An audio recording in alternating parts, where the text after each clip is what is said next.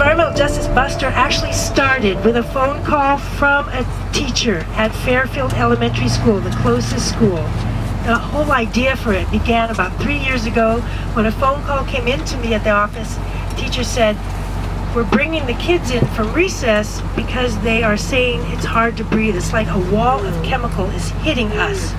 When we come into West Eugene, according to the Eugene Toxics Right to Know reporting system, the folks in West Eugene between the years of 2005 and 2008 were exposed to 3,313 plus pounds of air toxics. Over 96% of all the air toxics in Eugene are produced in the 97402 zip code. Over 96%. An environmental justice community is a community that's being disproportionately exposed to air toxics. In most cases, there's a sense of vulnerability in the community, there's a sense of disempowerment, and communities who are located near, for instance, toxic sources like industries, train idling, groundwater pollution, for instance, are usually disproportionately exposed, so they have a concentrated rate of individuals who are facing health risks. Also, in our case, we found there's a high percentage of asthma, for instance, in the neighborhoods, and in most cases, a percentage of minority population. So there's a high, in where we're at right now in the Train Song neighborhood, there's also a high percentage of Latino families. When we're working with environmental justice communities, we're helping to educate on their sources, on the resources, and trying to provide information of where they can find, of who to contact, for instance, if they're being exposed to toxics. But in most cases is to provide a portal for them to voice their concerns and feel empowered.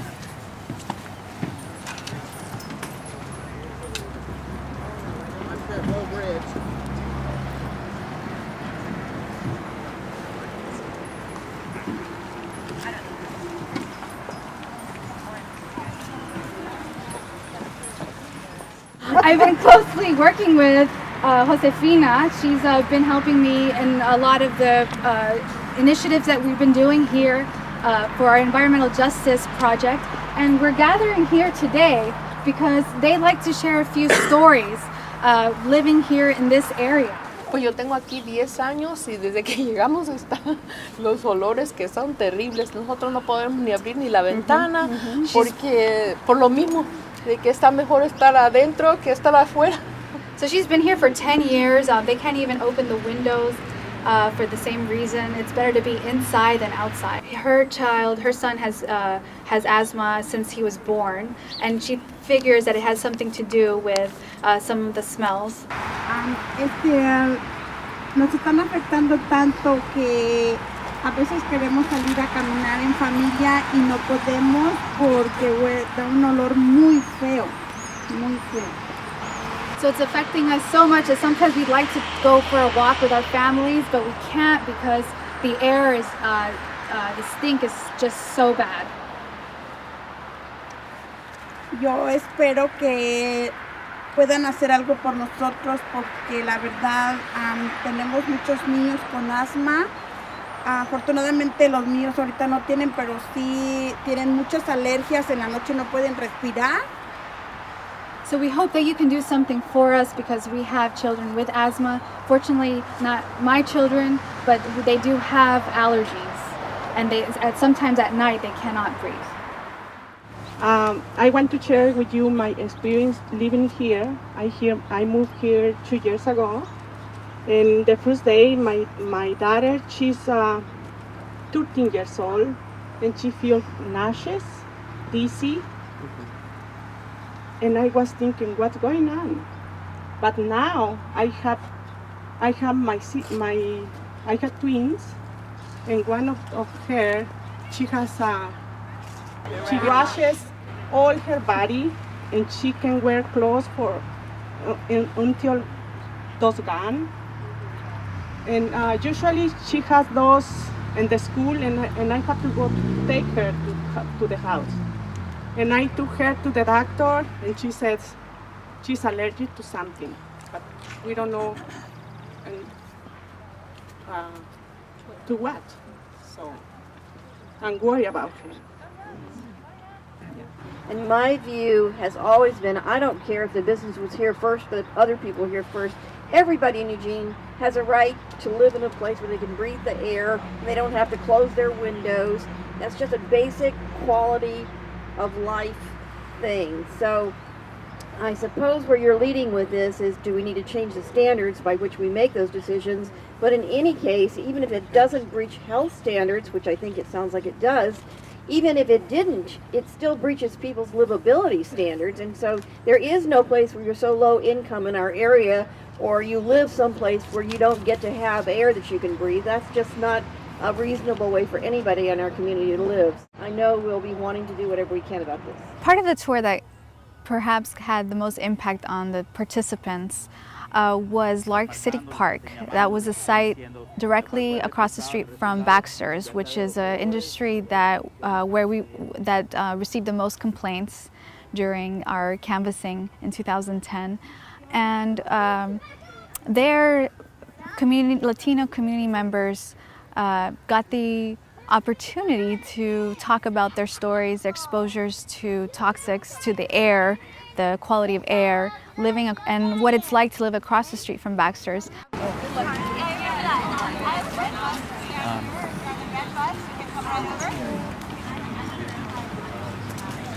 J.H. Baxter's receives the most complaints to El Rapa of any industry. And what you're smelling is maybe the 37,000 pounds of ammonia that is not controlled in any way from the facility. I've been in this neighborhood since '96. I've been here a while.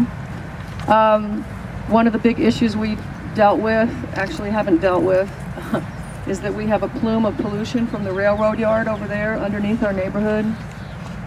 And there was some studies done. Our property values went down.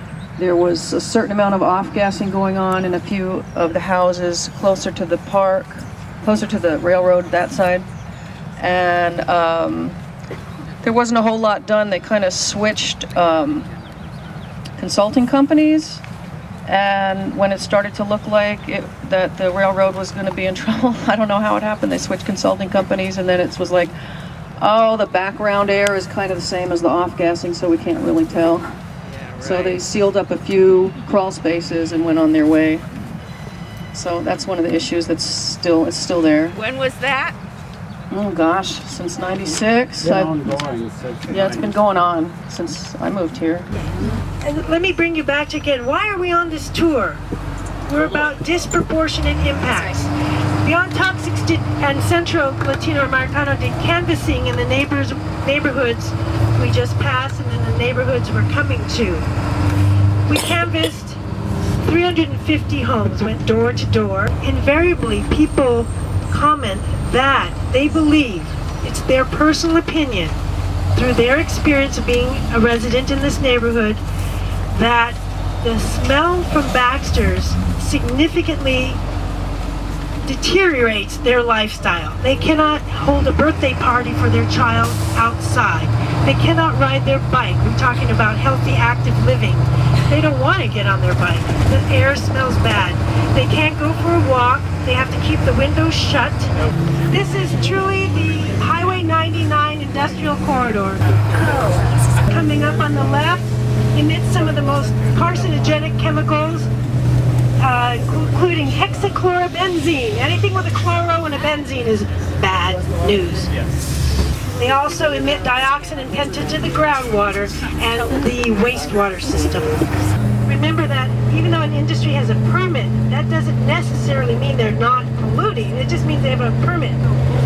So one point of taking you out Highway 99 is you just see that what we call the heavy industrial section is part of our community and part of our airshed. It's not a separate thing. El Rapa does that for Lane County. But for like all the health we chose this neighborhood. We were a young family with 2 young kids because the school district's great. My husband can bike to work, so we can just have one car. It's a nice, quiet neighborhood for our family. And the only thing is it's a little stinky sometimes, you know, with the factory right down there. And my husband's bike path to work goes right past that factory. And we've noticed that even in the summer when it's really dry and on a very clear, nice day, a lot of times you get sort of rained on when you go past that factory on Danabo, and the smell is really strong at the same time. And if you drive on Roosevelt between Bertelsen and Seneca, we noticed a really strong smell of mothballs.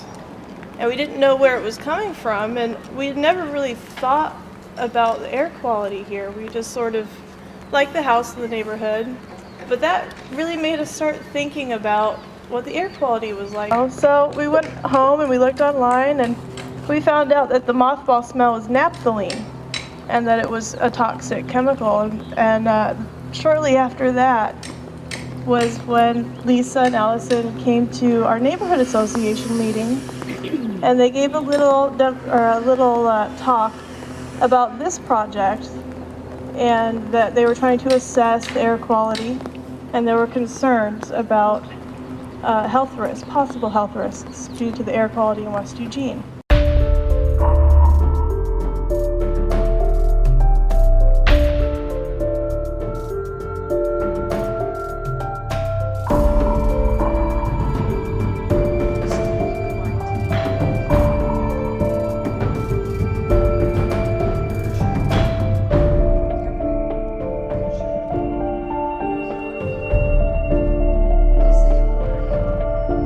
After several weeks and months and now 2 years of moving in this direction, we've come to a point where there's an acknowledgement that this connection has been established and this is an environmental justice community. What are the next steps now? And so we're in that phase at this moment. It's a very exciting phase, very action-oriented. The community is also very excited. They finally see the light at the end of the tunnel. A number of notable successes have come to fruition as a result of our environmental justice project. The Latino families who participated in our door-to-door survey were indeed concerned about the air and their health, but they also wanted to learn specific things to do for their family's health. Their keen interest spurred Beyond Toxics and Centro Latinoamericano to kick off a series of asthma care and green cleaning workshops.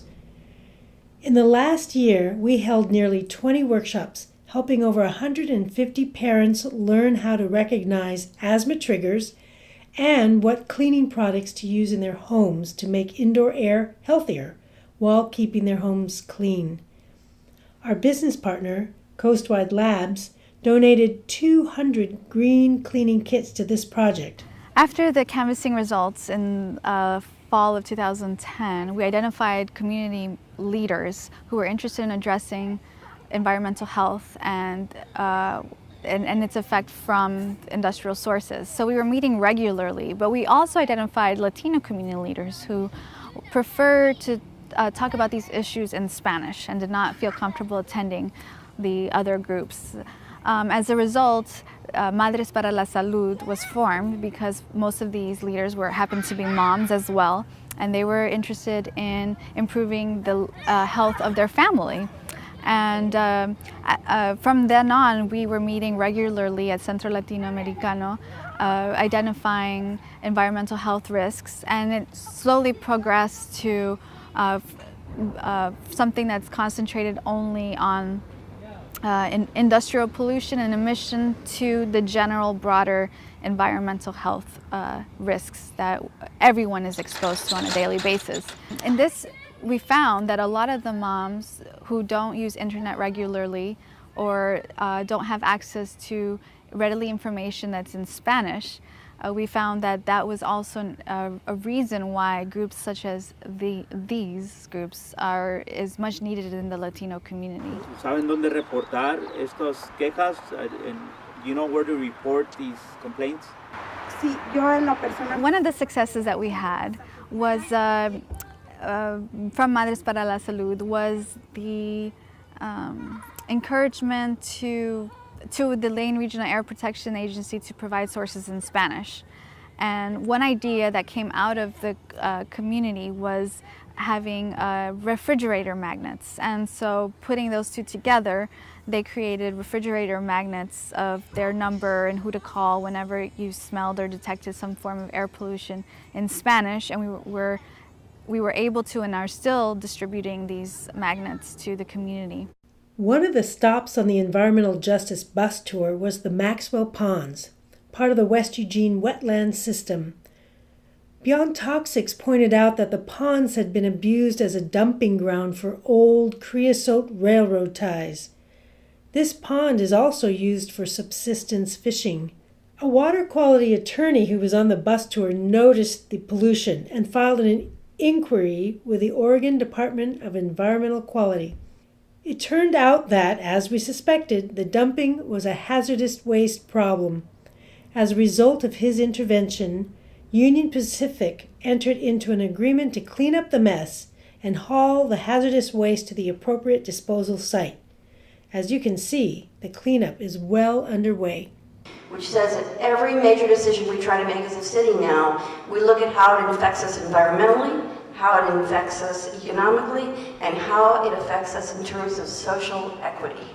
So I think the things that we're talking about today, we have many things we could do better and many things that need to be resolved and worked on. But it isn't that your city doesn't want to do that and isn't linked up with you arm in arm to try to move down that road. I just urge you to move to a place of what is it that you want to get done, set the guideline, set the mark out there and get going. I mean, I think that's what we have done and need to do.